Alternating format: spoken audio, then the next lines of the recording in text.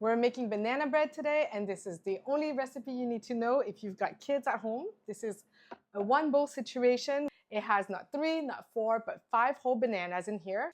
And the result, a moist, fluffy, flavorful, and delicate banana bread that kids are just really crazy about.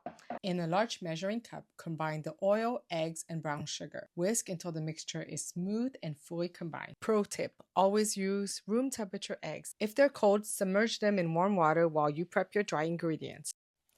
Add the salt and vanilla extract and then add the bananas and mash them. If your picky eater does not like bananas, mash them until completely smooth. Add the dry ingredients. Pro tip, I always aerate the flour before measuring it. This simple step will prevent you from over measuring your flour. Now add the nuts. Pro tip, always roast them first. It takes a few minutes, but you'll get a much deeper flavor and a better crunch. The most efficient way to line your cake pan is to cut a sheet of parchment paper in half lengthwise and place the strips in a cross shape inside the pan. Bake at 350 for 50 to 60 minutes. Around the 50-minute mark, insert a butter knife into the center. If it comes out clean, the banana bread is ready.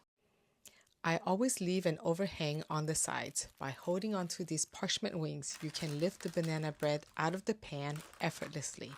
It slides right out, keeping the loaf intact and the pan ultra clean. Let the banana bread rest for 30 minutes before slicing it. The easiest, simplest, most flavorful banana bread you'll ever make.